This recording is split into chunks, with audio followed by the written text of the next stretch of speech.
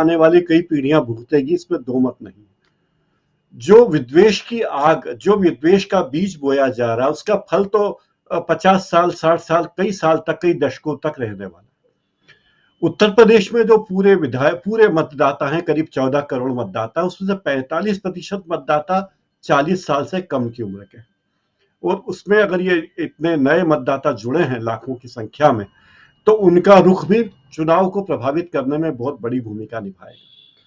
ऐसे में बीजेपी ये बात जानती है कि किस तरह इन नए मतदाताओं को बहलाया जाए, या उनकी टक्कर में पुराने मतदाताओं को वापस उनका ध्रुवीकरण किया जाए, और ये बात कही जाए कि बीजेपी एकमात्र पार्टी है जो हिंदुत्व की झंडा बरदार है, और हिंदुत्व के नाम पर अगर आप किसी से वोट मांगेंगे तो उन्हें लगता है कि इसके अलावा कोई विकल्प उनके पास नहीं है। माननीय गृह मंत्री कहते हैं कि अखिलेश यादव को जिन्ना याद आता है। अरे भाई, आडवाणी जी तो जिन्ना की मजार पे भी गए थे, उनको भी तो जिन्ना याद आया था। जिन्ना याद करने वाले लोग इस देश में बहुत है, सभी पार्टियों के।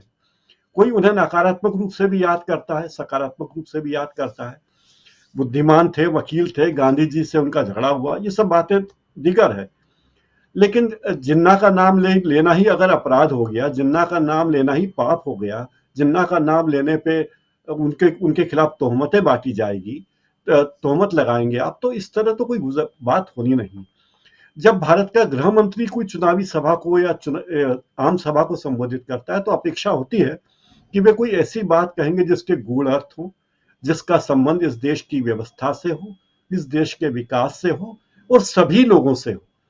क्योंकि गृह मंत्री कोई एक वर्ग विशेष का, एक धर्म विशेष का नहीं है, तो एक धर्म की बातें करना गृह मंत्री की गरिमा के अनुरूप नहीं है, और ये भी हमारे लोकतांत्रिक मूल्यों के लिए अनुरूप नहीं है, हमारे संवैधानिक ढांचे के अनुरूप नहीं है अगर हमारे गृह मंत्री किसी एक पार्टी का नाम लेके, एक धर्म का नाम लेके वोट मांगे। तो ये बहुत सारी चीजें लगातार हो रही हैं, और मुझे लगता है कि काशी के बाद मथुरा, और अब 2023 तक वो मथुरा की आग जलते हुए मध्य प्रदेश में भी आनी है, क्योंकि यहां भी धार में भोजशाला का एक मुद्दा बहुत गरमाया हुआ है, और पिछले चुनाव में भारतीय जनता पार्टी ने धार के मुद्दे को काफी उठाया था। तो अगर बीजेपी को यह लगेगा कि लोकसभा चुनाव में धार का मुद्दा काम आ सकता है, तो उसके पहले विधानसभा चुनाव में, मध्य प्रदेश के विधानसभा चुनाव 23 में होने हैं, तो उसके पहले धार में भोजशाला का मुद्दा भी उठेगा। तो ये सारे केंद्र बीजेपी की निगाह में है, किन किन मुद्दों पर ध्रुवीकरण की कोशिश की जाए, और इससे देश का जो बुरा होना है, देश का जो नुकसान होना है। 30 जनवरी को 1948 को अगर गांधी जी की हत्या हुई थी, तो वो एक दिन ऐसा था जिस लम्हे की खता थी और सदियों ने सजा पाई है। अभी भी हम उसकी सजा पा रहे हैं। गांधी जी, अभी आज कोई सज्जन भाषण दे रहे थे, बीजेपी के ही शुभ चिंतक थे, कि नाथूराम गोडसे बहुत महान था। उनका तर्क था कि नाथूराम गोडसे ने मोहनदास करमचंद को गांधी बना दिया, अगर गांधी जी की हत्या नहीं होती तो उनको इतना सम्मान नहीं मिलता। तो दुनिया में ऐसे अहमकों की संख्या भी कम नहीं है जो ये मानते कि नाथूराम गोडसे बहुत महान है और उसका महिमा मंडन हो रहा है।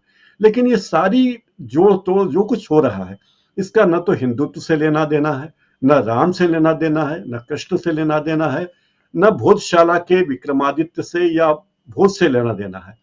इस सब का लेना देना है वोट से, और वोट वो भट्टी है, उस भट्टी में वोट जलाना है ताकि किसी न किसी तरह सत्ता पाई जा सके। और पिछले 10 सालों में वोट की भट्टी में इतना ईंधन डाला जा चुका है सांप्रदायिक हिंसा का, सांप्रदायिकता का, कि वो भट्टी को बुझाना कोई चाहे तो वो तत्काल 2-4 साल में भट्टी बुझना भी संभव नहीं लगता।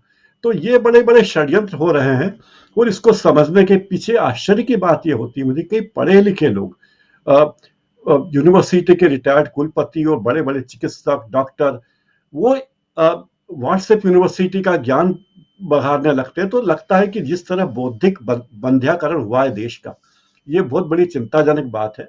और ये बंध्याकरण, जो दिमागी बंध्याकरण है दिमाग की क्षमता का, ये देश को पीछे की ओर ले जाएगा। बहुत चिंता की बात है।